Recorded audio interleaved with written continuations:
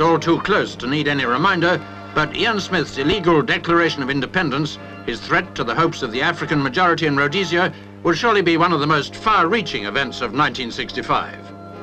Harold Wilson's subsequent actions may have provoked Tory opposition, but in all his peacemaking efforts he was supported by the Conservatives.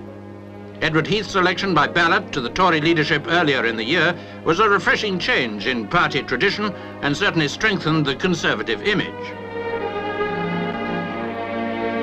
Meanwhile, ripples from the Rhodesian crisis have spread over all Africa. Zambia's call for British troops to protect the Kariba power station presented the government with one of its most difficult decisions, but only one of many. It was a year of decisions.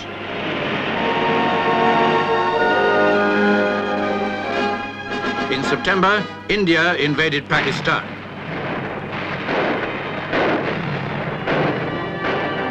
Ever since independence, Kashmir has been a bone of contention.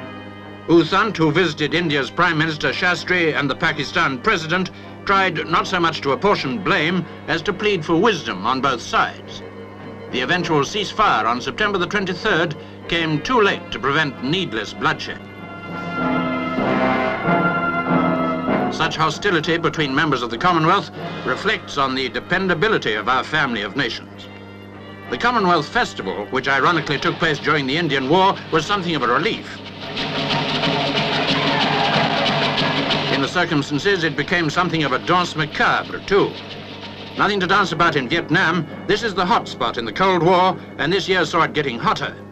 The Viet Cong took the war right into the enemy camp. In June, soon after the bomb outrage in Saigon, which killed many Americans and Vietnamese, American troops went into action with Vietnamese forces for the first time. In spite of saturation bombing, the real story is being written by the ground forces. In October, helicopters came to the aid of troops and their families besieged at the camp of Plei Mei.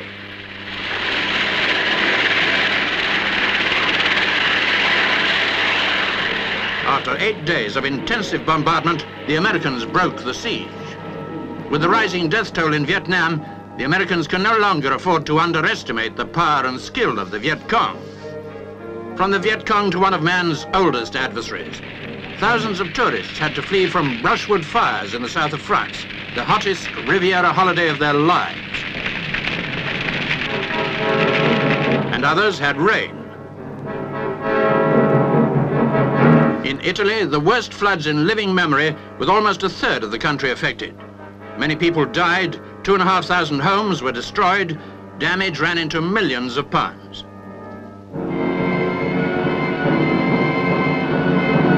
Then Hurricane Betsy sweeps into Miami, and a boy stranded on a breakwater only just gets away with it.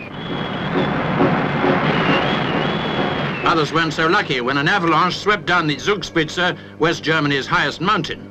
Many bodies were so deeply buried they couldn't be recovered. In August, 99 men building the Matmark Dam were killed in as many seconds. The glacier broke away to cause the worst avalanche disaster in Switzerland for nearly 90 years. Disaster underground. 800 feet down, an explosion at the Cambrian colliery in the Rhondda killed 31 miners. It happened in a pit reputed to be one of the safest in the country. Smoke over Los Angeles during the riots in August, the result of high unemployment and poor school facilities for Negroes. Damage was estimated at some £70 million. 800 people were injured, 34 lost their lives. It was in October that 30 passengers and the crew of 6 were so tragically killed when a BEA Vanguard crashed, the worst disaster in the history of London Airport. In July, we released these pictures. Stuntman Paul Mance specialized in crashing planes. This was the fatal crash.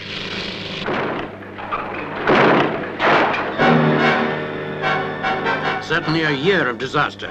From Australia, pictures of the tragic death of Jeff Freeman, champion of the speed car circuits.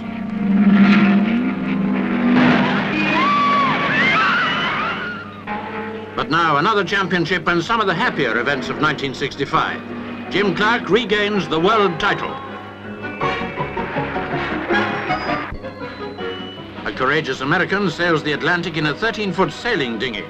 Robert Manry's epic 70-day crossing in Tinkerbell certainly deserved to hit the August headlines. Sporting headlines included the third test. The South Africans, thanks largely to Bland's magnificent innings, left England with 399 to score and just over a day to do it in.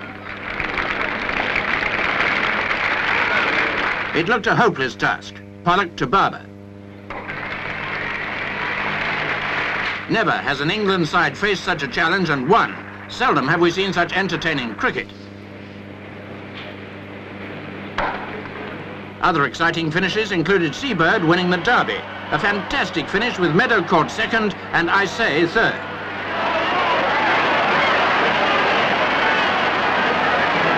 Remember that tremendous duel in the National between America's J. Trump and Scotland's Freddie? Freddie held on right to the post, but he couldn't trump J. Trump, the first American winner since before the war. And what brought the crowds out 5 weeks later? Liverpool did, after beating Leeds in the Cup final, the largest welcome home in the history of the Cup.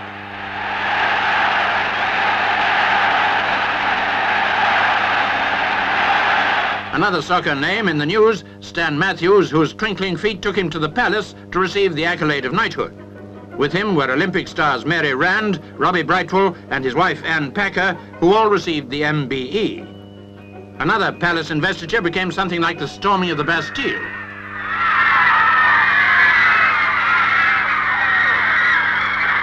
And if the fans used to think MBE stood for Mr. Brian Epstein, now they know better. With Beatlemania at her front gate, the Queen must have been quite glad to get away from it all. One memorable overseas trip was her visit to Germany.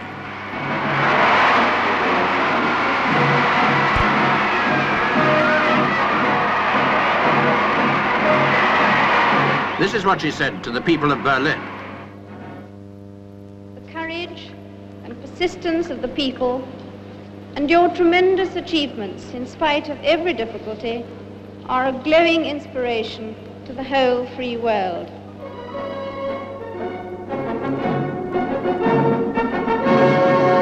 From a celebration to a day of mourning, the state funeral of Sir Winston Churchill, who died in January. Not since the last century has a state funeral been accorded to a commoner, but who more worthy than Churchill, who did so much to preserve this century of the common man?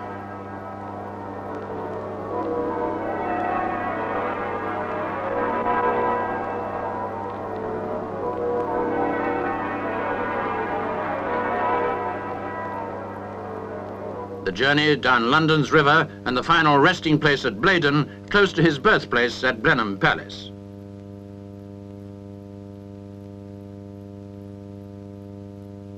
From this day of sorrow, shared by millions throughout the world, to an occasion for rejoicing, the engagement of Princess Beatrix of the Netherlands to Herr Klaus von Amsberg.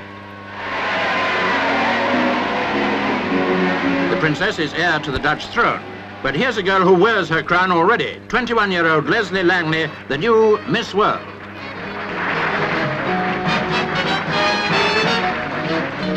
A thing of beauty is a joy forever, but a face like Albert Bennison's is something you're stuck with.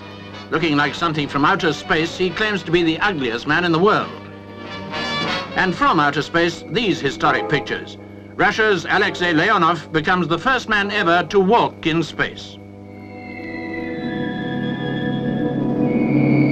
That was in March. In June, we released these pictures of America's answer to the Russians.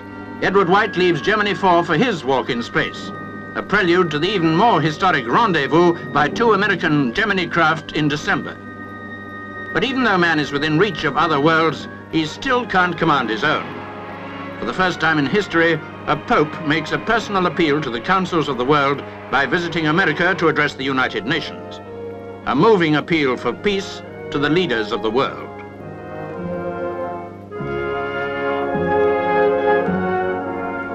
We can only pray they heed his words so that man will begin to practice what he has taken so long to learn. We pray for an end to hunger in a world of plenty, an end to the perversion of politics that brings fleeting victories at the expense of misery and hardship.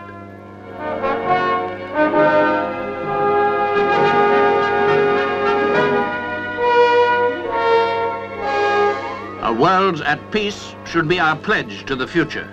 For 1966, and all the years to come.